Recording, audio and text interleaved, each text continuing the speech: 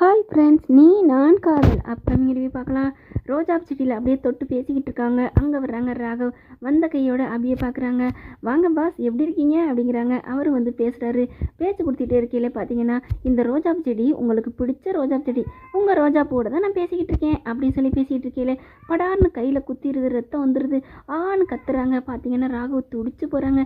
என்ன அபி, பார்த்து பழங்க பார்க்கக்கூடாதா, பார்த்து அதை எடுக்கக்கூடாதா அப்படின்னு சொல்லி கை விரலை பிடிக்கிறாங்க. அபியோட கை விரலை பிடிச்சி அப்படியே ஐயோ இப்படி வருதே அப்படின்னு சொல்லிட்டு வேக வேகமாக தன்னோட கர்ச்சிப்பு எடுத்து அப்படியே துடைக்கிறாரு. இறுக்கியை பிடிச்சிக்கிறாங்க. அதுக்கப்புறம் என்ன பண்ணுறாங்க, என்ன பண்ணுறதுன்னு தெரியல. அப்படியே வாய் வச்சு உறிஞ்சிடலாமா அப்படின்னு நினைக்கல.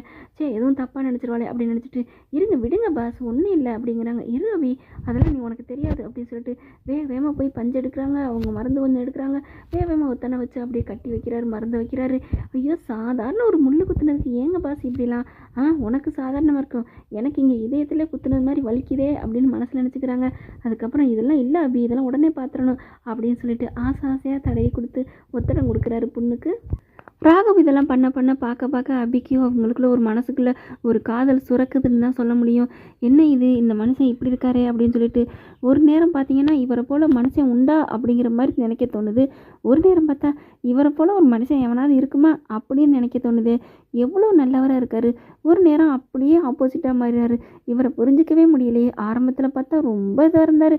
இப்போ எவ்வளவோ பரவாயில்ல, எவ்வளோ என்ன நல்ல மனுஷன். நம்ம கண்ணுக்கு தான் அப்படி தெரிஞ்சிருக்காரு. நம்ம அக்காவோட காதலை சேர்த்து வச்சு சொத்தே எழுதி வச்சிருக்காரு. இந்த மாதிரி மனுஷனை விட வேறு எந்த மனுஷன் உலகத்தில் பார்க்க முடியும்? அபி, நீ தாண்டி தப்பாக நினச்சிக்கிட்ட, சீச்சி மாற்றிக்கோ மனசை அப்படின்னு தோணுது. அப்பா பார்த்தீங்கன்னா வந்துடுறாரு அவரோட கல்யாணம் பண்ணிக்கிற மாப்பிள்ளை விக்னேஷ். வந்த கையோட வாங்க வாங்க வாங்க அப்படின்னு சொல்லிட்டு ஏன் போகிறீங்க வாங்க அப்படின்னு சொல்லி கூப்பிட்றாங்க ராகவ. இல்லை நீங்கள் பேசுங்க அப்படிங்கல. அடே வாங்க பாஸ் அப்படின்னு சொல்லிட்டு அம்மா பிரியாணி கொண்டாந்துருக்காங்க, கொடுத்து விட்டாங்க. அபிக்காண்டி ஆசையாக சமைச்சு கொடுத்துருக்காங்க. சாப்பிட்டு என்னென்னு சொல்லுங்கள் அப்படிங்கல. ராகவுக்கும் போட்டு கொடுக்குறாங்க. 2 பேரும் சாப்பிட்றாங்க. செம்மையாக இருக்குது. சூப்பர், ஓஹோ ஆகான்னு புகன்னு தள்ளுறாங்க. நல்லா இருக்குது உங்கள் அம்மா சமைச்சது. உங்கள் அத்தை தான் அப்படிங்கல. அபி அப்படின்னு ஒன்றும் சொல்ல முடியாமல் தவிக்கிறாங்க. எதுவாக இருந்தாலும் அப்படியே அவாய்ட் பண்ணிகிட்டே இருக்கிறாங்க. சாப்பாடு நல்லா இருக்கா அபி, எங்கள் அம்மா கிட்ட சொல்லணும், உனக்கு கொடுத்து ஆசையாக சமைச்சிட்டு என் மருமக எப்படி சொல்கிறா என்ன சொல்கிறான்னு கேட்க சொன்னாங்க. நல்லா இருக்குன்னு சொல்லுங்கள், சாப்பாடு செம்ம சூப்பர் அப்படின்றாங்க.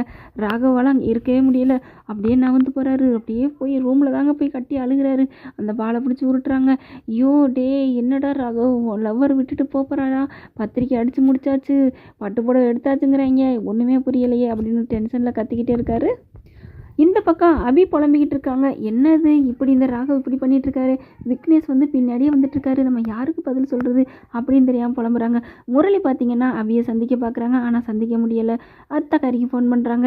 என்ன இது, இந்த மாதிரி 2 பேரையும் ஊரில் விட்டுருவீங்களா, வெளியில் எங்கேயும் விடாமல் வச்சுக்கோங்க அத்தை, இந்நேரம் நான் அபிகிட்ட தனியாக பேசியிருப்பேன், பேச முடியாமல் போச்சு, அதுக்கு நான் என்ன பண்ணுறது முரளி, பக்கத்தில் கிருஷ்ணா, அவங்க கிருஷ்ணான்னு தான் கூப்பிடுவாங்க, நீ பார்த்து நீ தான் பண்ணணும், நீ எல்லாத்தையும் கெடுத்துக்கிட்ட, நான் என்ன பண்ண முடியும், நீங்கள் தான் ராகவனை கல்யாணத்துக்கு அனுப்பியிருந்தீங்க, அது மட்டும் இல்லாமல் இருந்துச்சு, உங்கள் ஆசையும் நிறைவேறிக்கும், ஏன் ஆசையும் நிறைவேறிக்கும், இந்நேரம் நான் அவளை தூக்கிட்டு எங்கேயோ வெளிநாட்டுக்கு பறந்து போயிருப்பு, இந்நேரம் என் அபியை நான் சந்தோஷமாக வாழ்ந்திருப்பேன், கல்யாணம் பண்ணி என்னோட வாரிசு அவள் வயிற்றில் வளர்ந்துட்டு இருந்திருக்கும், எல்லாத்தையும் நீங்கள் கெடுத்து விட்டீங்க, அதுக்கு பதிலாக இப்போ உங்கள் வீட்டு மக வீட்டில் ஏன் விட்டு வாரிசு வளர்ந்துட்டுருக்கு, இது தேவையா அப்படிங்கிறாரு.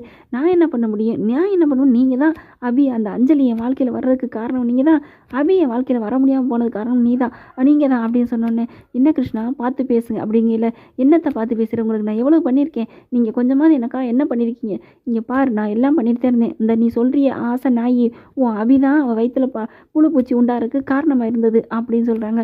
எது எப்படியோ நீங்கள் நல்ல வேலை கூப்பிட்டுட்டீங்க ஃபோன் பண்ணி, இல்லைன்னா நேரம் நான் மாட்டி இருந்திருப்பேன் அப்படிங்கிறாங்க.